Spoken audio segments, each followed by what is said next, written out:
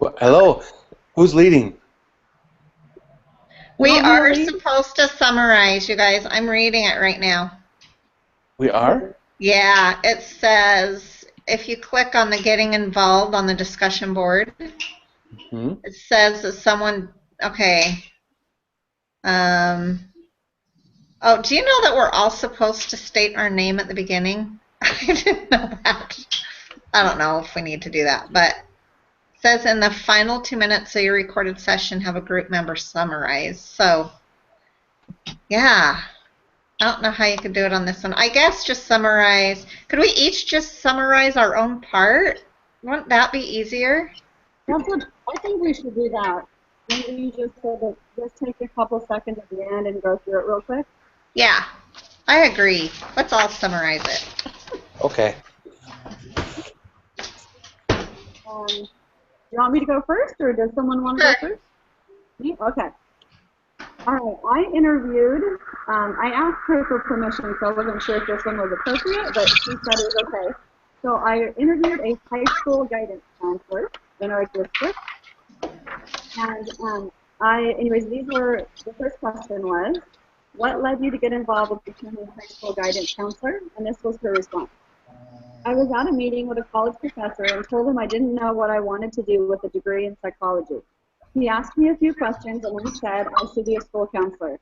I didn't even know what it was at the time. He described it to me, and I knew at that moment that that would be my career.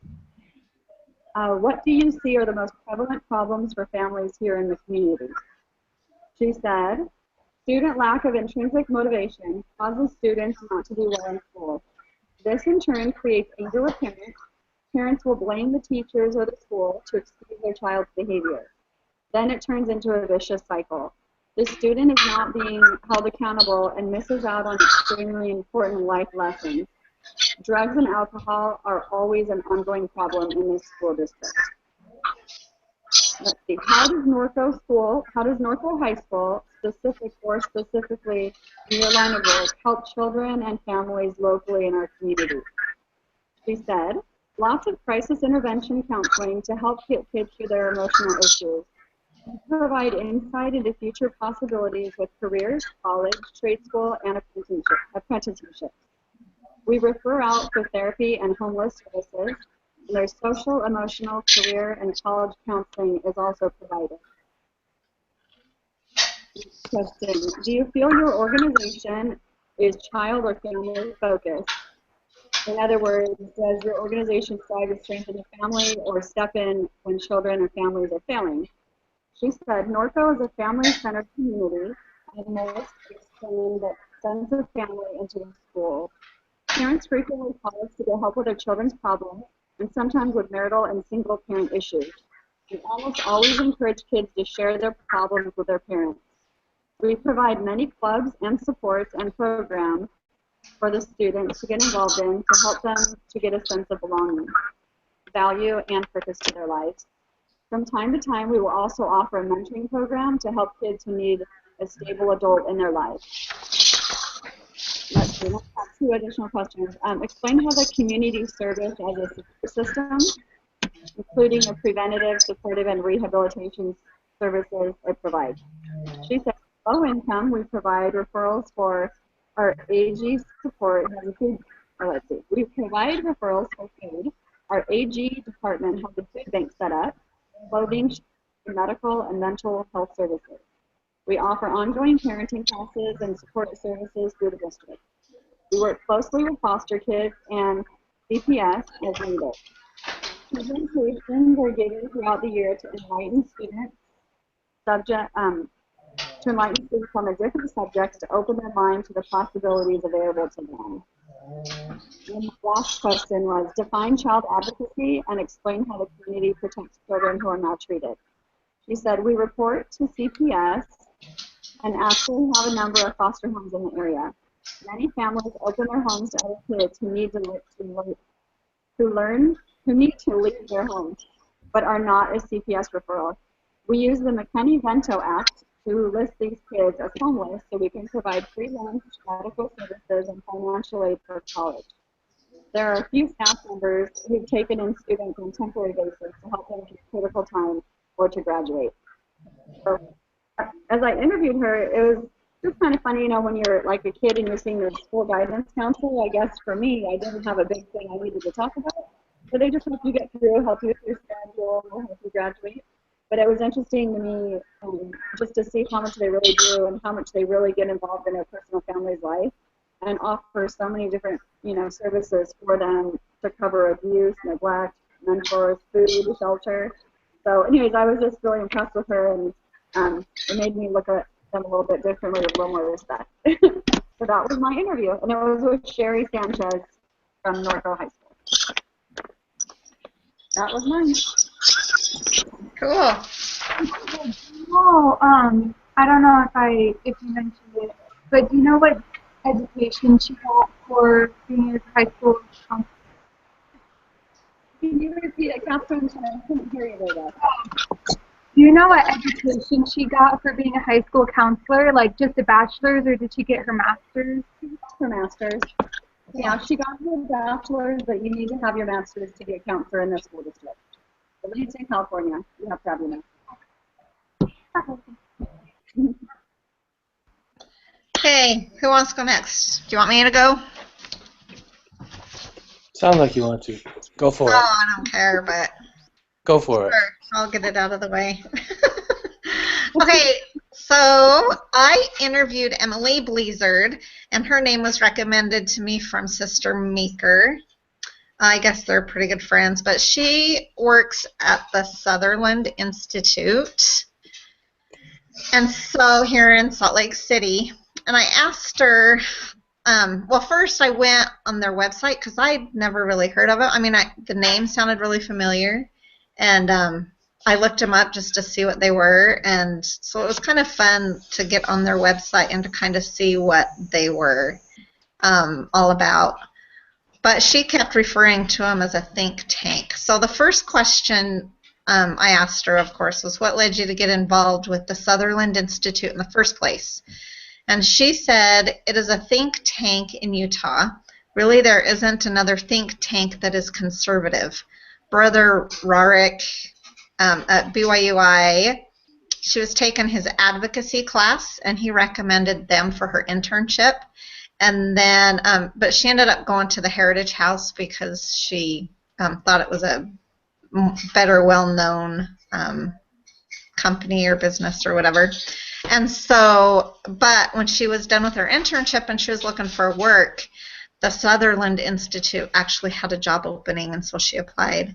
And so Brother Rarick gave her a recommendation. He knows the CEO, and he has significant other relationships with the people there, so she kind of had a good in. And so she got hired. Number 2 question was, what do you see are the most prevalent problems for families here in the community? And she said that she saw marriage as the biggest problem. She said research shows that if you are married, then you have much lower risk of poverty. With poverty comes lower education and problems. She said that she thought marriage, just because it's the most vulnerable to the innocent in our society. She said, I mean, you could say pornography or drugs or could say anything else, but I feel marriage protects morality in general. I think there is a misunderstanding for what marriage is. I feel it is natural and a blessing. I feel it is misunderstood what it is and what it can be. And she said in her generation, which she's a millennial, she said that we don't have an example of what a healthy marriage is or what it can be.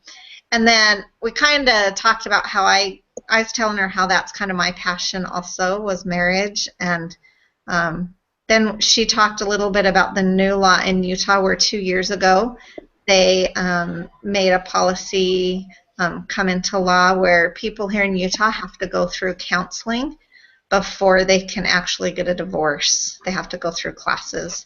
And so she said it's a way to prolong the marriage and the relationship to make sure that's really what they want. So it makes it a little bit harder to get a divorce for people. In the third question, I asked her, how does Sutherland Institute help children and families locally? She said, it was an interesting session, this last session. She's talking about the legislature session. She said one of our main focuses was resisting an extension for Medicaid and not legalizing medical marijuana. So those two things, she said there was actually 2 bills that had to deal with medical marijuana. And then one, she kept saying extension for Medicaid, but then towards the end of our conversation, she called it an expansion for Medicaid. So it's one of those. She said those were the pushes, main pushes for this last session, and both of them very much relate to family and children. The Medicaid extension is a coverage gap between Medicare, Medicaid, and Obamacare. She said, I mean, she kind of confused me a little bit because I feel like I didn't really know she kind of talked in lawyer, and so I didn't really understand it very much. But she said that the Medicaid extension is a coverage. Okay, I already said that. She said in so doing, you put Medicare and Medicaid extension at the end of the line instead of the front of the line.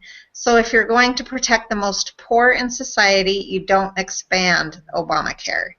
You do what you did, you do what we did, and you help get those out of prison and help them get insurance. So in other words, the way I took it was whatever the bill was, this expansion or extension, she said it wasn't beneficial for the poor and the needy, and that's where they stepped in because they saw that and they didn't feel like that was the right thing to do. She said as far as the whole legalizing marijuana, she said that it's kind of the same thing that the proper research go through the medical process and have the FDA approve it, which is next to impossible to do. And she said we protected that for having it come into our everyday lives. It's unsecure, unresearched, and not an FDA-approved drug on the market. And she was really big into talking about research and facts and studies and stuff like that to back up their way of thinking. And she said they would have put the marijuana into gummy bears or candy to sell it, and it would be a terrible thing for children and families. Both of those were stopped for different reasons. She goes, if you were to bring in drug use marijuana, it would increase teen drug use. And she said that was statistically a fact. It overall would not be a good idea. And she said this, and I really loved it. She said, if you don't have the research and you don't have the science to back it up, it's not a good idea. She said we need backups and proof and not just opinion.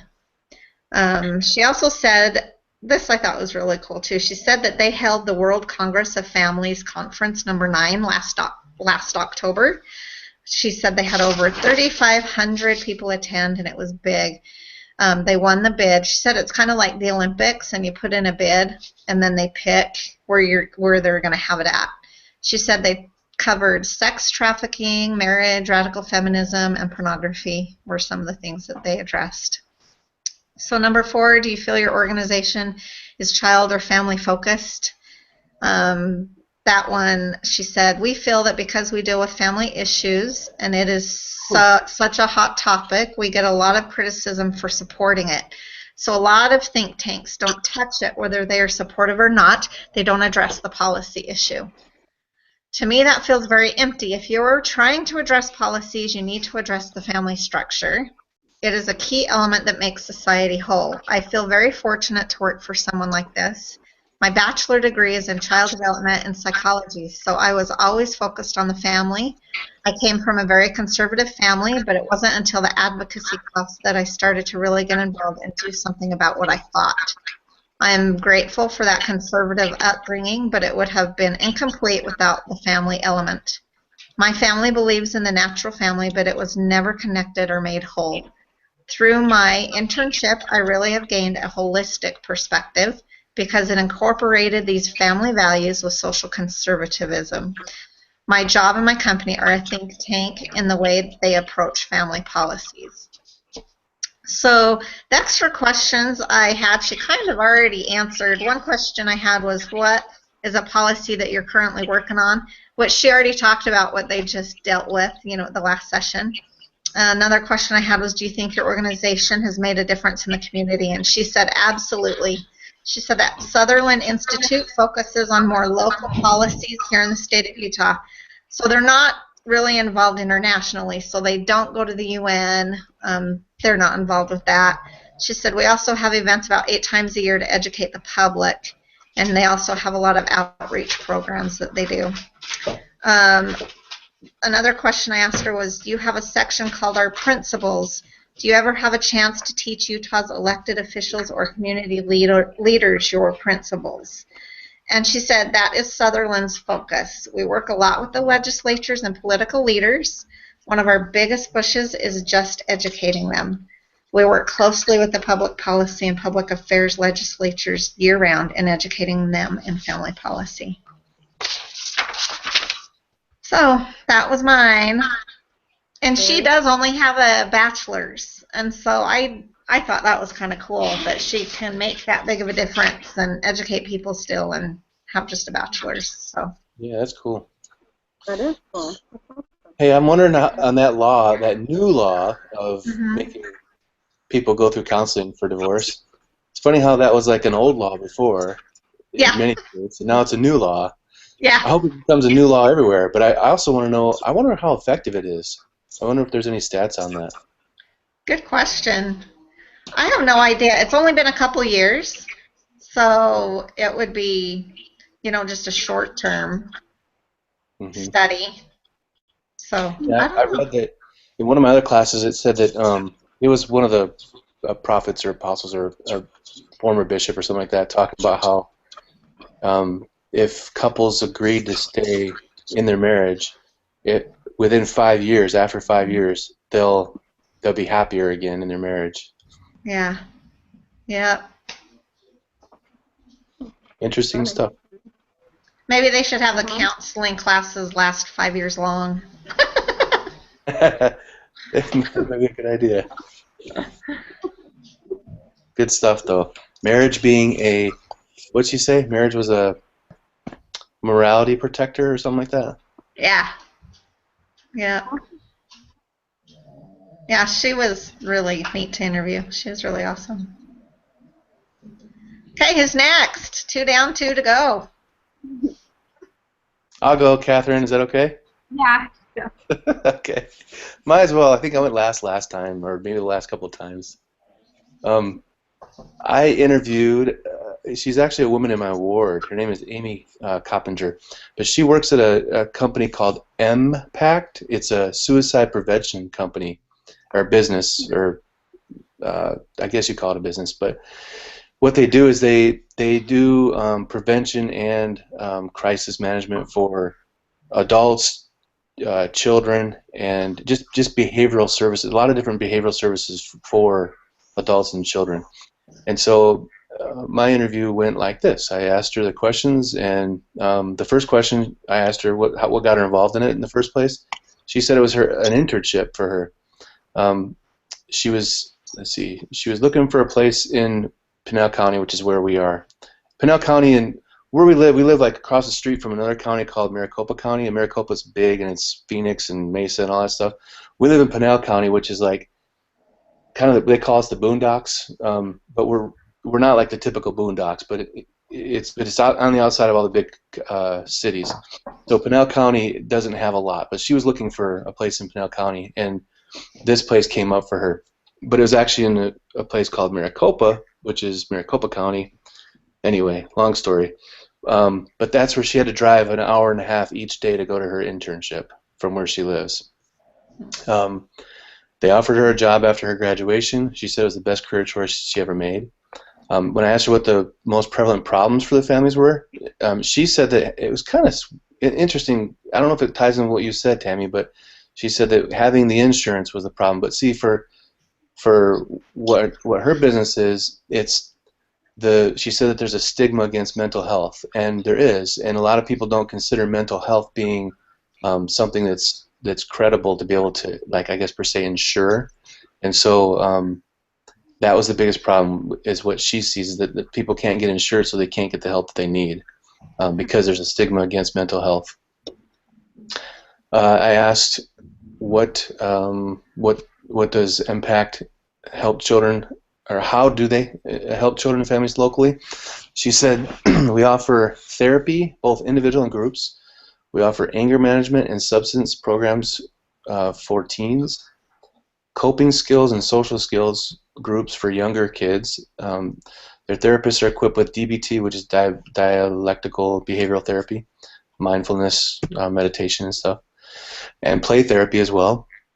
They have child prescribers for medication needs. They have family support partners to help with overwhelmed parents and with school issues, and have an amazing Love and Logic parenting group. And they participate in many community events as well. I said, do you feel like your organization is child or family based? She said she would say that they encompass both. They prefer to work with the family as a unit and build upon the existing strengths. But sometimes there are family members that don't want to be involved, and she says they meet the family where they are and they work with what they can. And so they do try to have meetings that support. The support system is to help the kids, but also everyone that's on board to help work towards those goals for the kids. These are my last two questions. My questions I asked were, how do you think a community influences a child's social outcomes, not incomes? She said, I believe it has a huge impact on the child. Realistically, parents today are so afraid of the impact society will have on their children that they can actually prevent social growth. And she said, when those children who have been overprotected and segregated from society grow up, they have awkward social skills and have difficulty with relationships in general. And the last question I asked was, how does, this place is called La Frontera. There's different satellite groups of impact, but how does La Frontera impact contribute encouraging a healthy community for children and families? And she said that they participate in a ton of community activities. They were at a place called Compassion for Queen Creek, which is kind of where we live, last month. Next month, she said they have something they call the Week of the Child events, which is in Florence. That's in Pinal County. They speak at Head Start facilities, schools by request, and any other places they're asked. And their goal is to educate the community as much as possible to ensure that they will reach out at times of need and seek their help in making the community a healthier place to live. So then that sparked my question is, do they have for internships? And she said they do, except for, like, I'm about 10 minutes down the road is where she's working now. They just opened up that new office, and that's not available. I'd have to drive an hour and a half to Maricopa first to get the internship there. So I'd have to do the same thing she does if I wanted to do that, but that's what her job is. Cool. When is your internship? Yeah, I'm done after these two classes that I'm in right now, and so my internship's either going to be next month or it's going to be starting in September because I have to have the internship before I can apply for it. That's right. You were having problems with that, huh? Yep.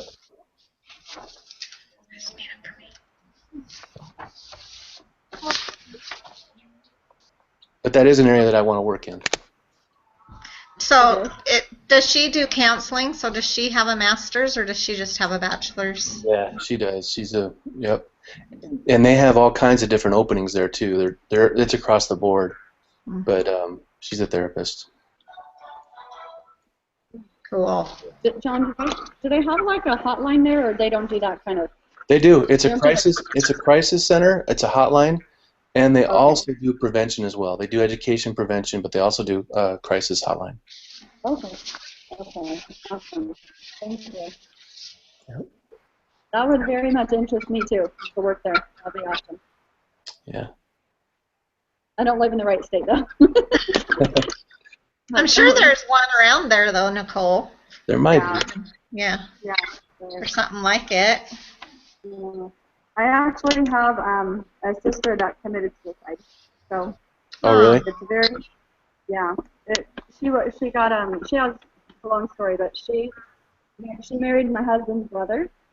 And so they went on to have 3 kids, and my husband's brother had a seizure at 34 years old and aspirated and threw up and was on his own.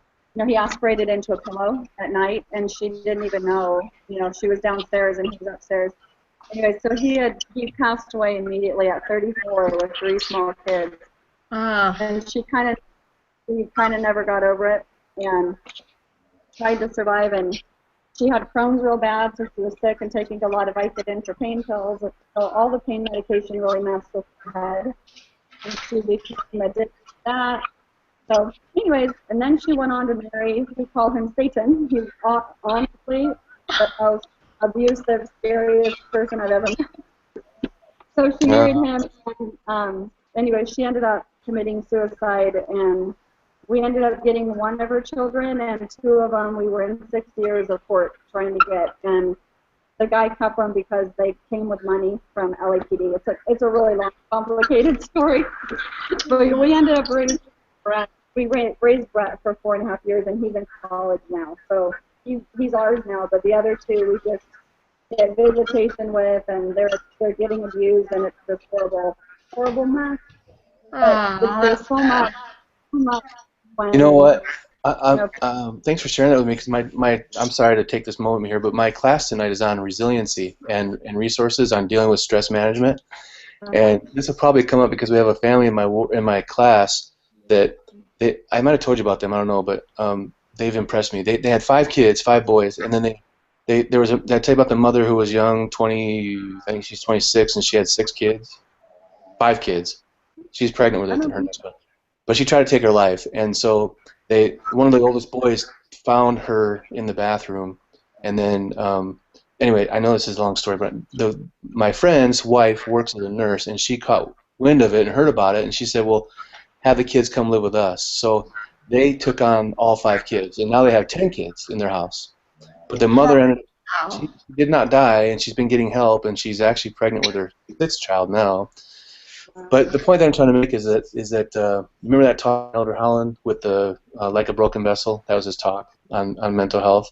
But my brother, he has been dealing with mental health his whole life, and I never really have, and so it didn't really affect me. But because of him and me talking to him a lot and stuff like that, it just caused me to be more acute and more aware. And I've gone through ups and downs in my life, but anyway, the whole point of mental health, I believe that there is a stigma there, and people don't recognize that it is just like a heart problem or a similar physical problem. It's just it's a different type of a thing, but I just wish that we would be able to accept it more.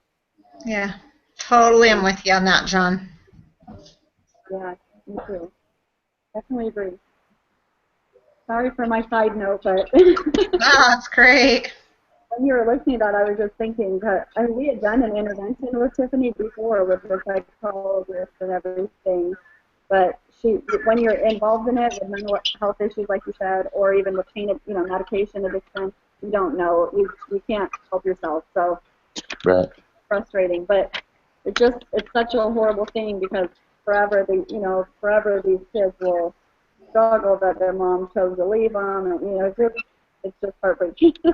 And then all of us siblings were like, what can we have done different? And my poor parents cry every day still when you talk about it. So it's so hard, but definitely I think that prevention and the education so good, because if someone's on the fence and they really have a second of clarity and they can see the damage it's going to do to the people they love, then sometimes you can save them even if they don't want to save themselves. I think. Anyways, I'm sorry. That was my ramble. Anyways, well, good luck tonight, John, with yours. Yeah, no kidding. Thanks. Okay. Catherine. So mine is called Family Support and Treatment Center. Can you hear me okay? Yeah.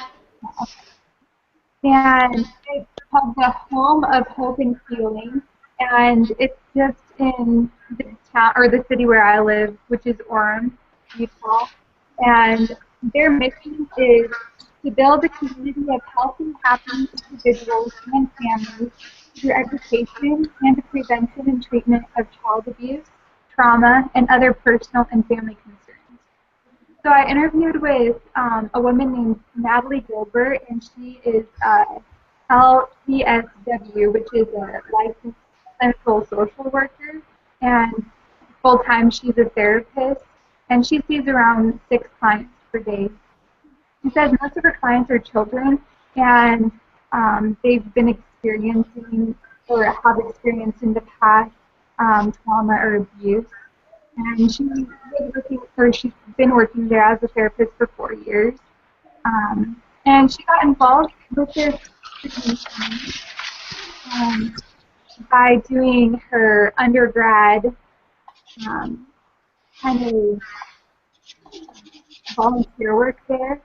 So part of the treatment center, they have a 24-hour crisis center, which is actually for little children.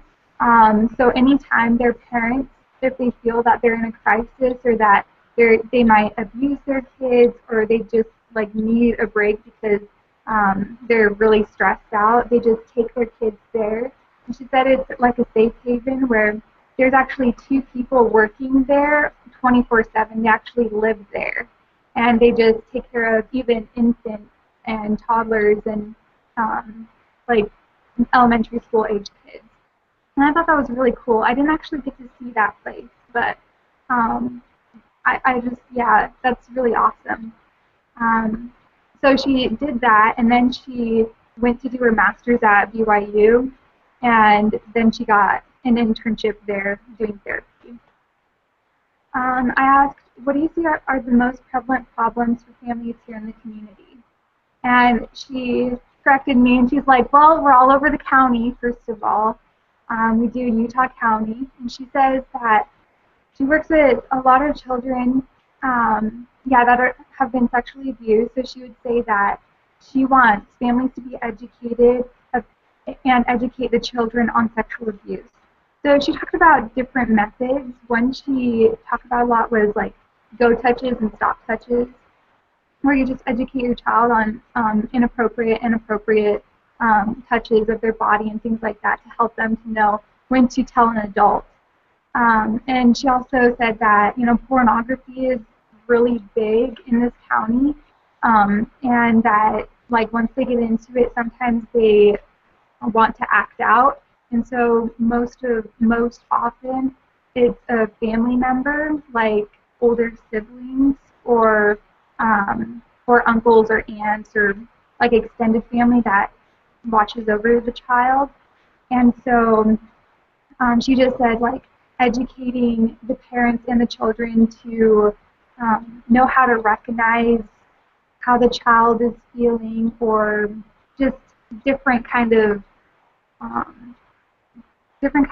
relationships that could be warning signs of sexual abuse. So I thought that was just interesting and horrible at the same time. I asked, how does the Family Support and Treatment Center help families and children locally? And she did say that they have one specific woman that goes to different schools, elementary, middle, and high school, and she has classes where she teaches everyone about like sexual abuse and other forms of abuse. So, and then they also do parenting classes there at the center, and then just in the community, she said, and that's open to anyone because it's free and it's a nonprofit organization. So she said that, those are open to all parents. I asked, how do you feel your organization, or do you feel your organization is child or family focused? And she definitely said it was both child and family. They're interconnected, and she said that they also do a lot of situations with foster children. And so it's really like helping the individual get close and involved with their family. So yeah, it's really interconnected. She said that also just strengthening the family as a whole would make 90% of the difference of the child's life. So she said, yeah, they spend most of their time at home and only a little portion of their week here at the center. And so if we can make more changes there at home, then the child will improve, which makes sense to me. And then I asked, according to Chapter 10, there was 3 different types of services that can be done in the community. So like preventative services, like parks, recreation, education, supportive services, and rehabilitation services. And so I focused on the supportive services. And so she said that they do referrals, like people can go there and they can get referrals to where they can adopt if they're looking to adopt, where they can do foster services, where they can get financial services, childcare services, parenting classes. They do economic assistance. So she didn't go into too much detail, but said that they definitely work with a lot of low-income people, and they try to give them resources to get food and things like that that they need for their children. And yeah, they do a lot of counseling and a lot of family preservation, which was especially in the crisis nursery. And they do some senior citizen therapy, but that's not their main concern. And then one of my last questions was, does the Family Support and Treatment Center work to address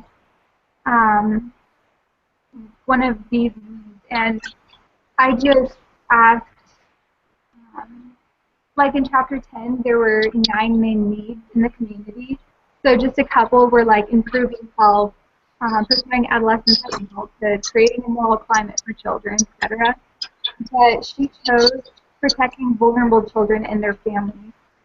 So she said that this was the most important thing that the center did because of the sexual abuse and the different circumstances of the people that they saw.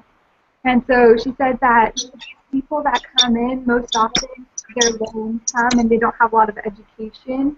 And so if they could just help protect these vulnerable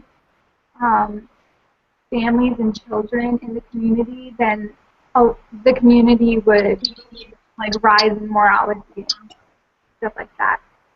So my last question to her was, if you can say anything to families and children here in the community to help strengthen relationships, what would it be? And she said that it is so important to have open communication and conversations with your children, whether it's about their sexuality or their emotions or just about relationships. She just said, like, just talk about it. It might be awkward sometimes, but like, if you want to know what's happening in your kid's life, then you need to bring it up. And so she also said that it's super important to put relationships first in life. Because she said she sees a lot of people that are preoccupied with the hustle and bustle of every day, whether it's their jobs or just getting things done, where the children are just put on the back burner. And she also said parents don't need to resolve, or they do need to resolve their own emotional stuff. So she said, usually if there's a really anxious kid that comes in for counseling, then she turns immediately to the parents and she notices that their parents are really anxious.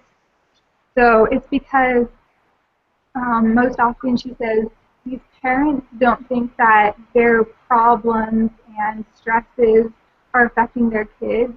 And so they bring them in thinking, no, fix my kid because I don't know, like I'm doing everything right. I don't know what's wrong with them. But it's because they have like emotional baggage or trauma in their past that they haven't resolved. And so that made me think about the family system theory that I learned about last semester. And so we talked about that, how the family system theory is real, that our actions and emotions and even our past really does affect our children. And so we need to take care of it or just talk to them about those things. And then, oh yeah, that was all. The end. Really good. Thank you. Yeah, that was really good. That was. Scary topic, but Yep. Catherine, when you were talking about the family system theory, it really is funny. I think it's the same thing. Like when you go along, you live it kind of a normal way, but I think you don't really realize that my daughter like is dating someone right now, and he like can't express his feelings at all. Like in our family, we express way too much. We talk about everything, like embarrassing things, because we're really close. And so, and I grew up that way, and my husband grew up that way, and then we're like that with our kids. But it's just so weird. And then this guy grew up the extreme opposite. Never had any conversations with anyone, really awkward around his mom. So, and then my daughter was like, what's the deal? I don't even know how you feel. So just that silly thing where like he thinks he's fine and she's really might not work. Can't, you know, they that's but it really, we really have to be careful how we help our kids, I guess. I don't know. Not that it's wrong, but it's just so different. But I love the family system theory. So, but anyways, that was really good. I liked the interview. Yeah. So should we summarize in the same order that we went? Sure. Okay. All right. Let's see. My name is Nicole Norman, and I interviewed a lady named Sherry Sanchez, who is a guidance counselor at the Northwest School District. She got her bachelor's degree at BYU Provo and then went on to get her master's degree. Something interesting, she met with a college professor. She didn't know what she wanted to do with her degree in psychology. He threw out the idea of maybe being a school counselor, and she felt immediately inspired and went to do that, and she absolutely loves her job. She said that the most prevalent problems for family, community, and our local community and area, she feels is a student's lack of intrinsic motivation. That is the reason why students just don't do well in school. So they're not doing well, the parents get angry, it causes like a vicious cycle. And she said that's the main reason. And the second reason would be drugs and alcohol, seems to be an ongoing problem in our community in the high school. I asked her what she specifically did to help with the children locally and families. She said they do lots of crisis intervention counseling to help the kids through emotional issues. And then they also refer out therapy for homeless services. But in-house, she does directly with social, emotional, career, and college counseling. And she said that she feels their organization, their school is definitely family focused, centered around the family. Said parents frequently will call just to get help and try to figure out what's wrong with their kids and their children's problems. And sometimes she will even counsel these marital problems. And they always encourage the kids to talk to their parents openly about it. So they also provide many clubs and sports programs for kids to get involved in, so they have to create that sense of belonging that may be their last, which will add value and purpose to their lives. And they also have a mentoring program to help with kids who need a stable support system, stable adult in their life. Let's see. For communities, as far as the community support system, they have, for low income, they provide referrals for food. They have food banks set up. They provide clothing, shelter, medical, and mental health services.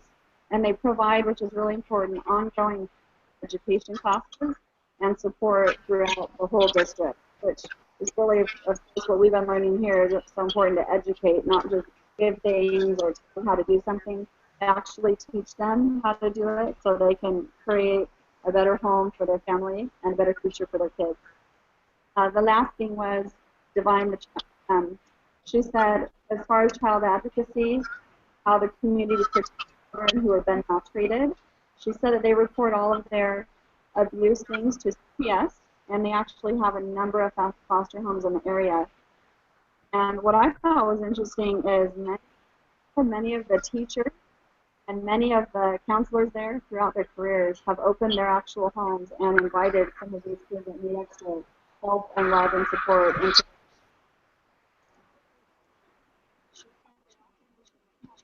the Vento Act to lift some kids as homeless. They can provide free lunch, medical care for college.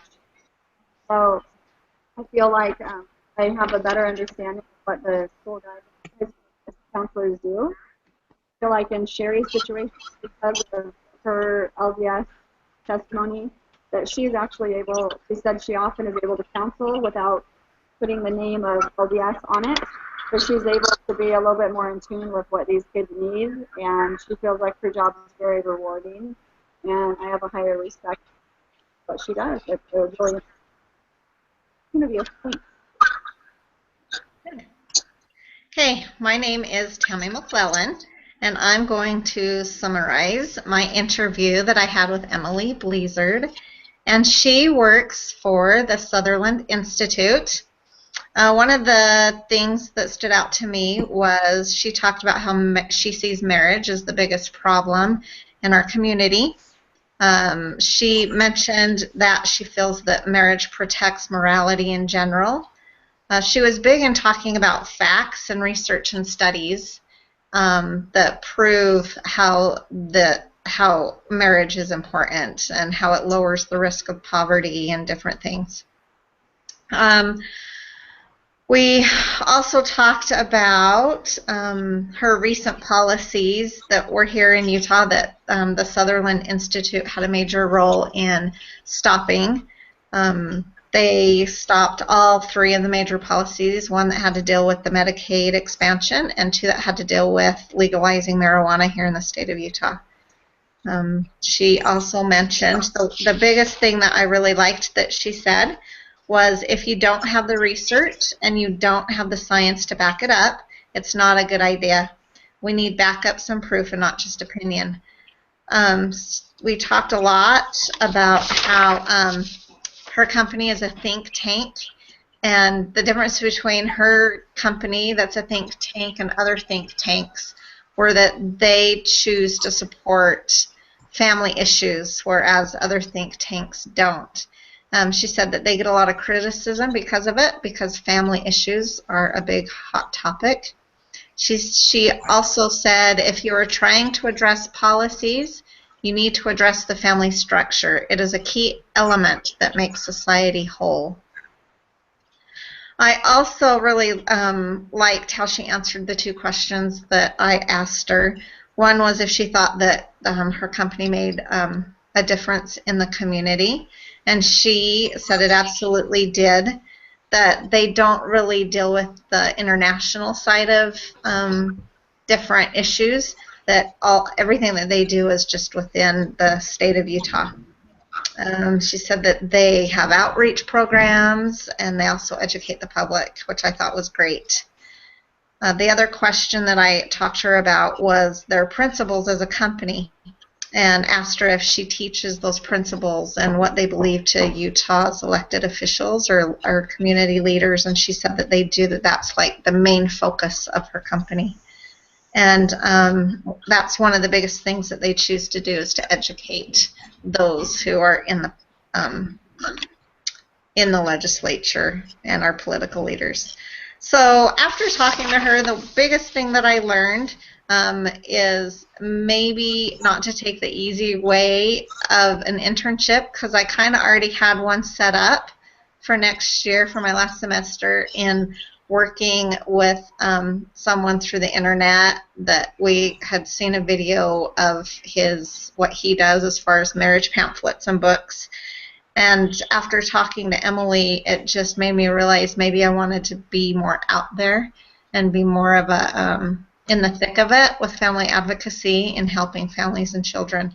So I really enjoyed learning from her and what the Sutherland Institute was all about.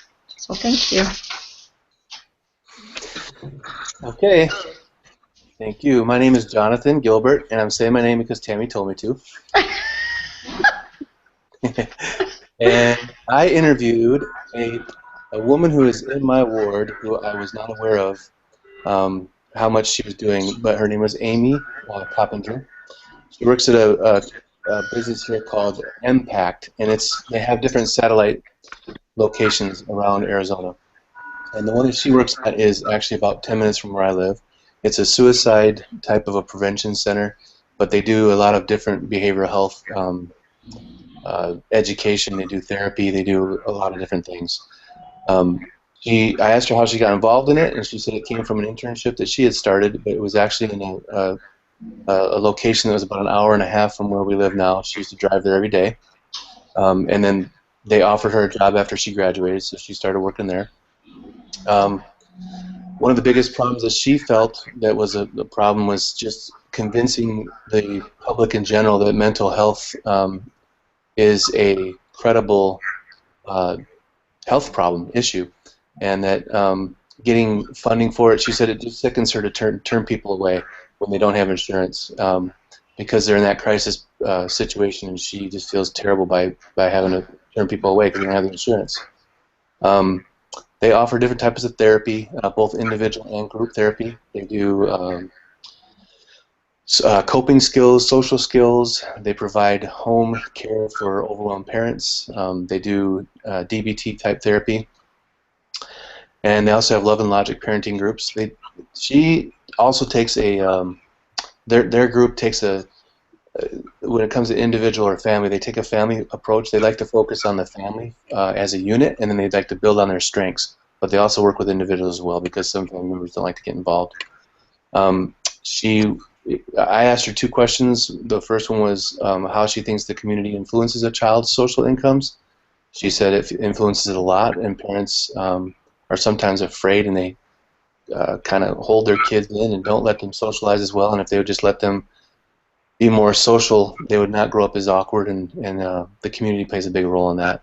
And the last question I asked her was how the impact encourages a healthy community for children and families. And they go all over. They provide preventative health education. They go to different. She named a couple of them. One was called Compassion for Queen Creek, and another one's called The Week of the Child. She'll go to schools if requested, and teach there as well. One of the things that I got from it was I have been up in the air on my internship and just kind of waited until the moment was ready. And this actually, like Tammy, I was also wondering if I might want to do one that's online, because I'm working 40 hours a week plus, and I have all these other things going on in my life. But this internship I asked her if there's internship opportunities, and she said there are.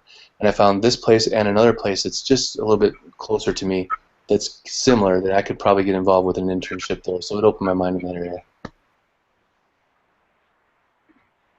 Okay, I'm Catherine Simmons, and I interviewed a therapist who's also a LCSW, a licensed clinical social worker. Her name was Natalie Gilbert, and she works for the Family Support and Treatment Center in Orem, Utah.